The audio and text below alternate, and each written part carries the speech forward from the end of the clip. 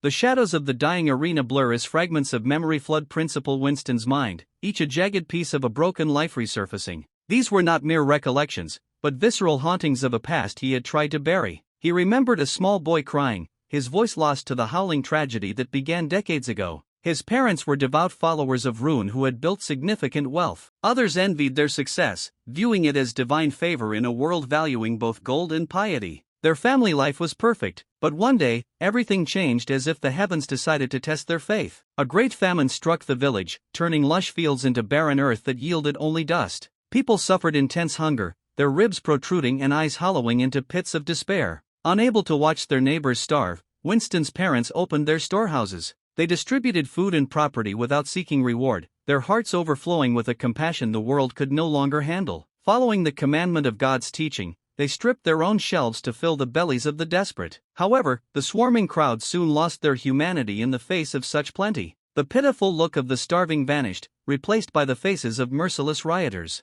Hunger transformed into dark, insatiable greed. They trampled everything, looting what they found and crushing the flowers Winston's mother had tended. Tearing down tapestries and smashing heirlooms, they acted as if destruction itself could satisfy their pain. Ultimately, to cover their crimes and ensure no witnesses remained, they mercilessly killed Winston's parents before his eyes. The spray of blood against white stone was the last thing the boy saw before the light of his world vanished. That day, Winston lost everything, standing amidst the wreckage of his soul as a hollow shell. Winston lost consciousness and collapsed among the rioters, his small body forgotten in the chaos. He survived by a miracle, though whether it was a blessing or a curse remained uncertain. When he regained consciousness, the sight before him was hell. His perfect family was destroyed, scattered like ash in the wind. Nothing remained, the house was falling apart and burning. As orange fire licked the darkening sky, a cold, resonant voice vibrated in his very marrow. "Deny God, deny humans, deny yourself," the voice whispered. It urged him toward 3 denials, a dark litany promising survival through the unbearable. That was his first denial. Winston distrusted God because of the deep wound in his heart,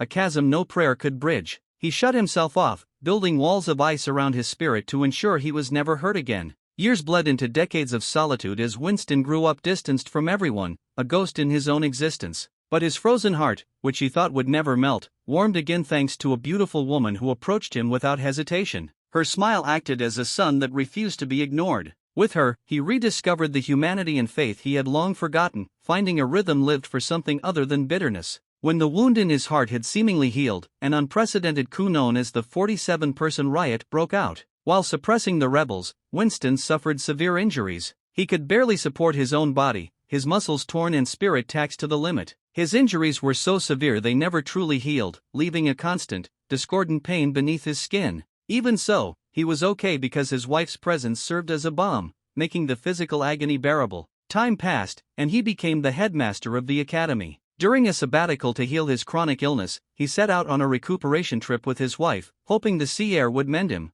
Then, a violent storm arose, threatening to sink the ship. The sky turned purple and waves rose like mountains, crashing with murderous intent. To save the vessel, crew and passengers threw everything overboard, casting crates of gold and supplies into the churning abyss. Despite this, the ship continued to sink, the wood groaning under the weight of water and terror. As the vessel foundered, a sick man who could not help became the primary target for the mob's fear. People's gazes turned toward him with the same predatory hunger he had witnessed as a child. At that moment, Winston's eyes met his wife's, but he saw something unexpected. There was no love or loyalty. She pulled her hood to cover her face, her hands trembling as she looked away. It was a silent plea for him to die so she might live, as no one was there to support him. Grabbed by rough, indifferent sailors, Winston was unable to resist and was tossed like a rag doll into the storm. That night he sank into the raging sea, salt water burning his lungs as he tumbled into darkness. As he went under, the voice mocked his struggle again. Deny God, deny humans, deny yourself. That was Winston's second denial. The next morning, he found himself on the shore, the sun rising over a world that should have been his grave. He never expected to survive. Lying on the sand, the miracle was not just survival, but the fact that his injuries were completely recovered. The chronic pain and scars of the coup had vanished. He did not know how it happened,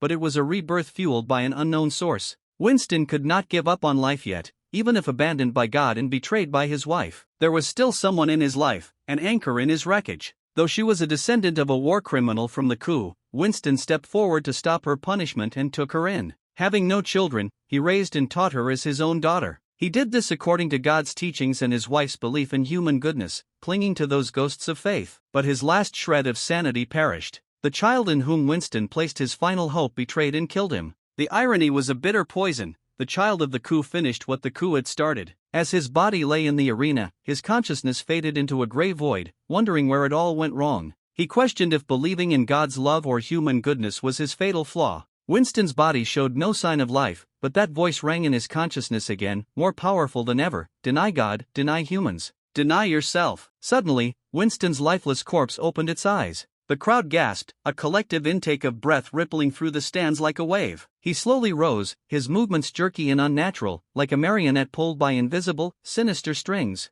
The voice demanded the final surrender of his soul. Victor watched the incident unfold, his hand already tightening on his hilt. Winston's heart, pierced a moment before by the cruel whip, was slowly recovering. It was a gruesome sight as the flesh knitted together with a sickening squelch. Dark mana flowed in to regenerate his heart, a thick, oily substance that seemed to swallow the surrounding light. The moment Winston heard the command for the third time, he finally denied himself, casting away the last remnants of his former self. Principal Winston was covered in thick, dark mana, a shroud of pure malice pulsating with its own life. Victor stood before him, his senses screaming a warning that echoed in his marrow. He smelled a demon, a stench so potent it felt like a physical weight. It was far worse than Sadi's left eye, which carried only a faint trace. This was something deeper and ancient. The foul odor was disgusting and unbearable to Victor, triggering every survival instinct he possessed. Victor identified the scent as one of the 10 corpses, the legendary harbingers of ruin, though it seemed mixed with a complexity suggesting a fusion of essences.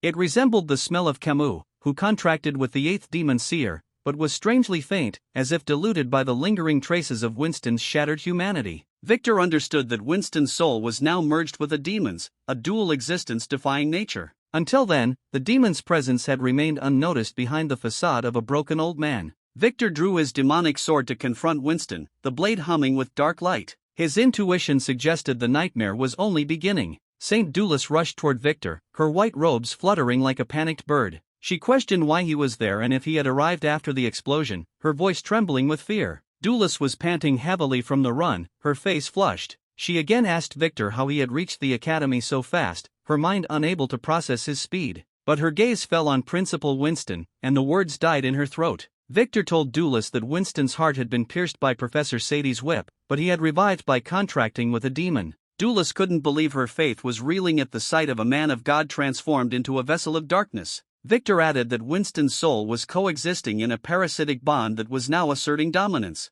Winston then extended his hand toward Sadi, fingers gnarled like a bird of prey. Using telekinesis, he grabbed her throat, lifting her off her feet. She floated in the air, legs kicking uselessly. Winston tightened his grip as Sadi began to choke, her face turning a bruised purple. He asked why she had done this to him, his voice a distorted rasp from 1,000 miles away. He added that he had raised her with love and protected her like his own child. His words dripped with the agony of a betrayed father. Winston screamed to know the reason, the sound echoing through the ruined arena. But Sadi smiled, a cold, mocking expression that cut deeper than any blade. Winston's eyes became fierce as he asked again, the golden light within them flaring with murderous intensity. Sadi replied that he was a fool if he thought adopting her would change how people viewed her. She added that she had been treated with contempt since childhood, a relentless tide of hatred his love could not stem. The insults and discrimination were unbearable, forming a cage she had spent her life trying to break. She wished it would have been better to die when her family fell rather than live as a charity case for the man who suppressed them. Sadi asked Winston to stop saying such disgusting things, her voice sharp with cold loathing. Winston couldn't believe his foundations of hope were crumbling to dust. Sadi added mockingly that seeing a filthy piece of trash tangled with demons talk about faith and peace made her want to vomit. Her eyes reflected only the darkness she had embraced. Winston could no longer take the insults, his internal dam broke, and the demon inside began to take form, fueled by rage and the 3 denials. Suddenly, a full-formed demon appeared behind him, manifesting from the shadows of his grief. Doulis and Victor froze as the creature's pressure pinned them to the spot. The demon landed behind Winston with such force that the ground trembled and the arena's stones cracked. Its head resembled a unicorn, but with a twisted horn of ivory and shadow, and its eyes glowed with golden flames. It declared that humans were a race worthy of being denied 3 times, its voice a subterranean boom. A notification flashed in their vision like a warning from the abyss, the 5th corpse, M. Julius. Its danger level was S+, a rating signaling the end of everything, an incomprehensible, primordial force of destruction invited into the world by a man with nothing left to lose.